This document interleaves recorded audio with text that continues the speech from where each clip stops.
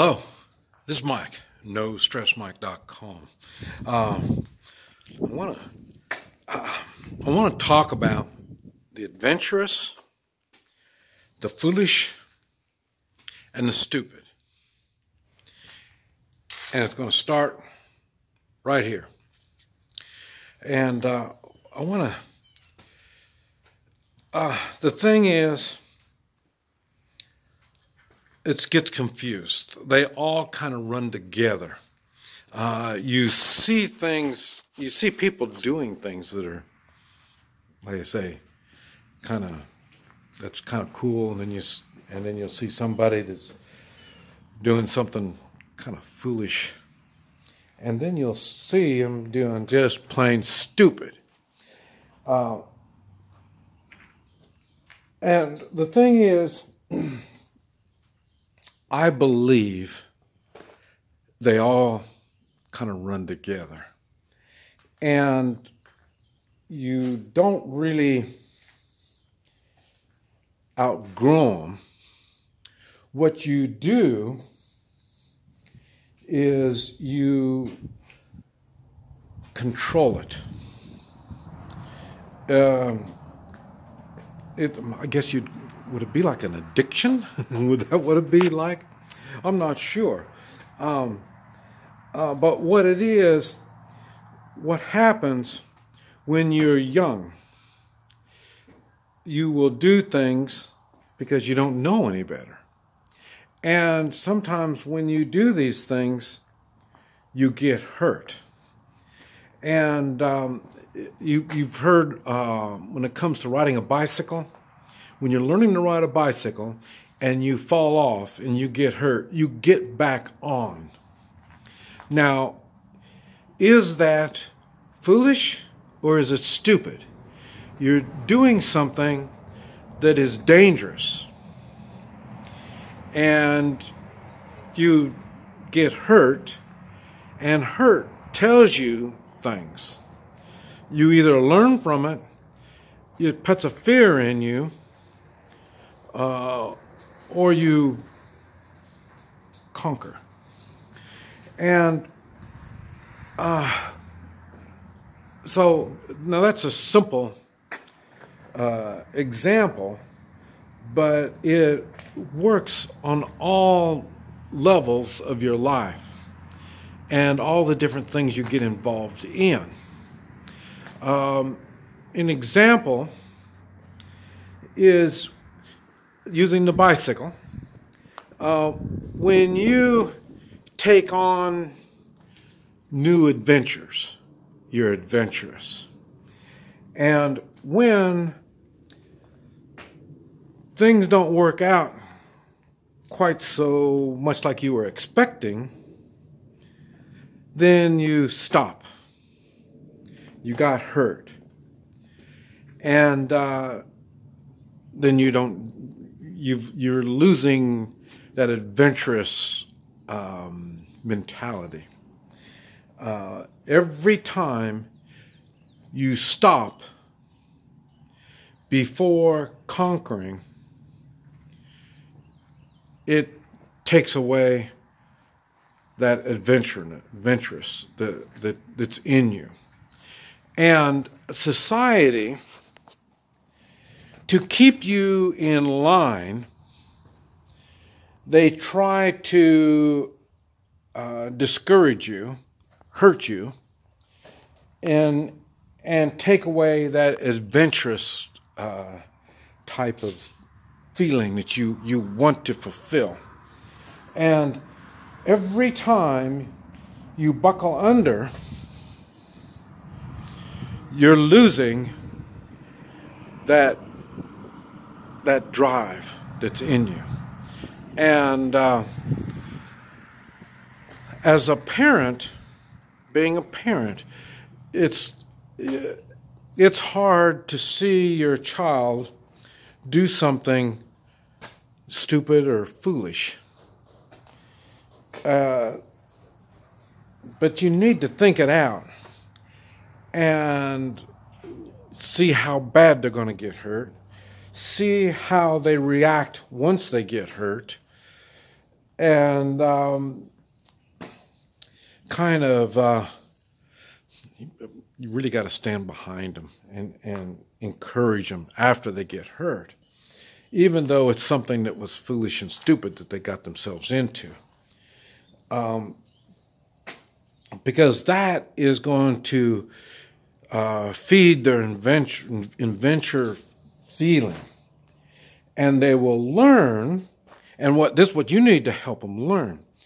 If they're going to be adventurous, they need to think it out. When you're younger, you don't think it out all that much. And for me, I do a lot of stuff, and I find it interesting because really my best parent, like I say, I had no mother. My father worked all the time. We had restaurants. And so anybody knows anything about restaurants knows it's a lot of work. And so he's put his time in there. So that kind of let me out to be stupid and foolish. And but really my best parent was my wife. My wife and I were opposites. And she didn't encourage me on doing a lot of stuff. I mean, God, you got to remember, we're supposed to be adults, so. But there was times she encouraged me. When I'm doing things that she thought were a positive thing, she encouraged me. And when I did stuff that she didn't understand, it didn't take her long to figure out that I'm not like all these guys in Guatemala. But I say she was Chinese, and she was born and raised in Guatemala. So her experience were Guatemala guys and Chinese guys, not Americans.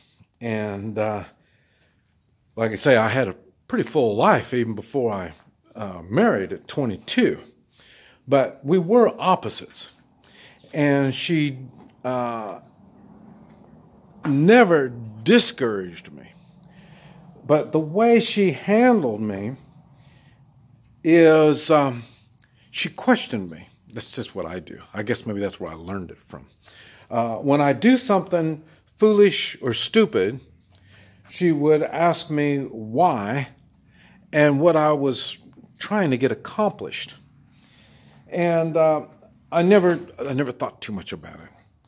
I mean, after all, we were mature adults, so. But that was the way she used to control me. It doesn't take long to figure out. You don't tell me what to do. I don't respond well with authority. And so she never played the authority card on me unless I was really stupid. And then she put her foot down and wouldn't let me go any further than that. But you need to do the stupid and foolish in some people's eyes to get what you want done. This is why I push goal setting. And you set little goals and you push to get these little goals done, and you think, well, that's not nothing, it's not much. But these little goals, it shows you achievement. You're able to achieve different things. And another example on that is, like I say, I work out with different tools daily, and that keeps my body so it's functioning. And like I say, since I'm dyspepsia, I can't read good. And since reading is so bad, I don't spend my time focusing on stuff that I'm really bad at. What I've done is I've learned to, the stuff that I'm good at, try to make it better. And that's why the foolish and the stupid comes in. I do a lot of that because I don't know any better. I try to get around people that my goal is trying to get a certain thing done, I try to get around people that do that stuff. I don't mind, and if you watch my videos, you look at my old videos, you will see my mindset changes. I don't get set in a groove where this is the way I believe and this is the way it's going to stay like that. You know what I mean? I'm open. And when I'm open, it doesn't mean I blindly follow.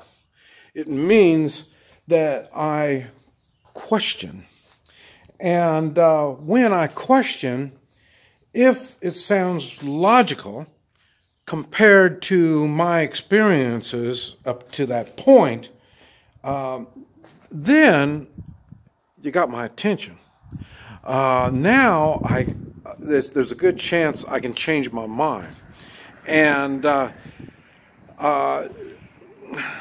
man, okay, we're going to go. That was one. We're going to go to part 2. This is Mike, NoStressMike.com.